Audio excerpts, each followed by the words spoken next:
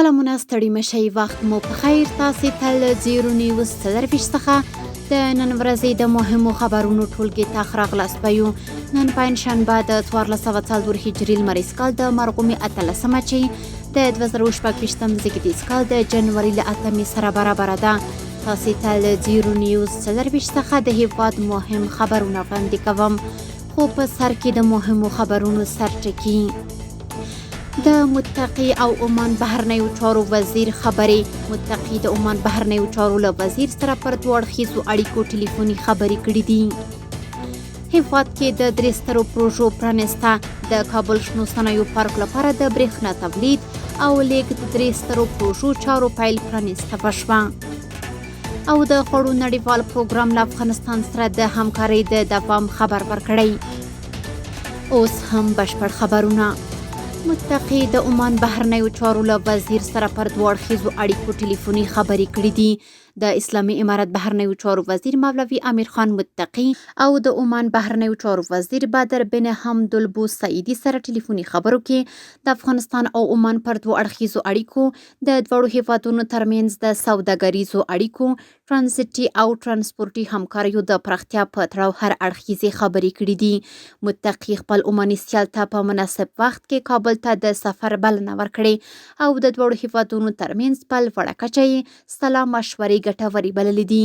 بلور د عمان بهرنیو چارو وزیر د دواړو هیوادونو ترمنځ د پلاو تبادله د همکاریو د پراختیا لپاره مهمه یاده کړې او ویلي دي چې نږدې راتلونکي کې به د عمان د هوایي چلند تخنیکي پلاوی کابل ته سفر وکړي. نوموړي کابل ته د سفر چمتووالی ښودلی او هیله څرګنده کړې چې د سفر پر مهال د دوه اړخیزو همکاریو د پراختیا په اړه خبرې وکړي. د کابل شنو صنایعو پارک لپاره د برېښنا تولید او لیږد 3 سترو پروژو چارو پیل پرانسته وشوه.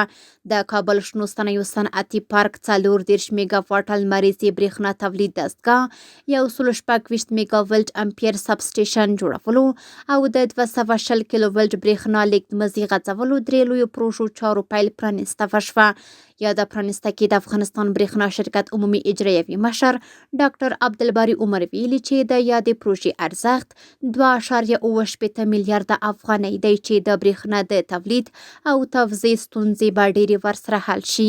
نوموړي هیواد کې د برېښنا انرژۍ پراختیا او شته اړتیاو بشپړېدو لپاره پر پانګوالو غږ کړی چې خپلې پانګونې په امن او ډاډمنو رامنځته شویو شرایطو کې پراخې کړي او د هیواد پر ځان بسیاینه کې ونډه واخلي.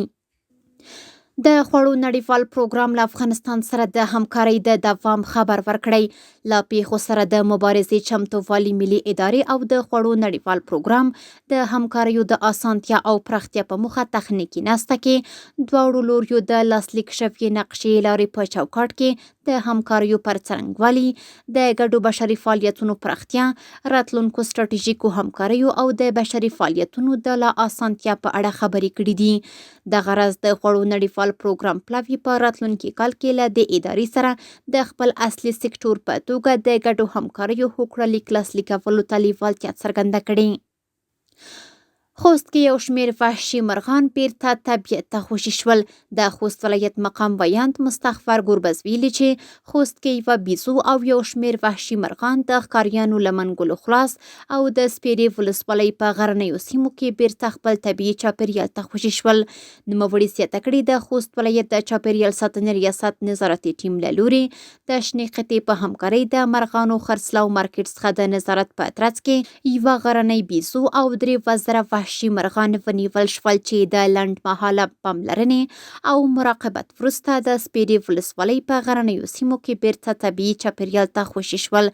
د یادونې وړ ده چې د اسلامي امارت ریاست الوزرا د عالی مقام د حکم له مخې په ټول هیواد کې د وحشي ژوو مرغانو او کبانو ښکار او قاچاق په بشپړه توګه منع دی او هر هغه څوک چې له دې امر څخه سرغړونه وکړي د قانون منګولو ته به وسپارل شي.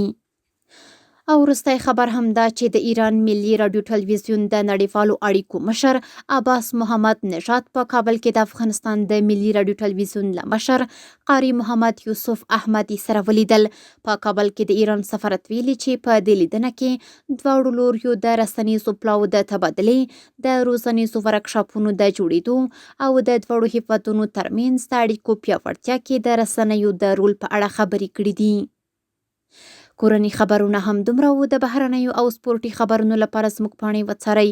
په خپل رسنیو باندې فیسبوک، انسټاګرام، ایکس افغاني، ټویټر، یوټیوب او ټیک ټاک زموږ خبرونې خوښې او موږ تعقیب کړئ. آدرس یې 0 نیوز 24 تر سبانۍ خبرونې. د الله په امان.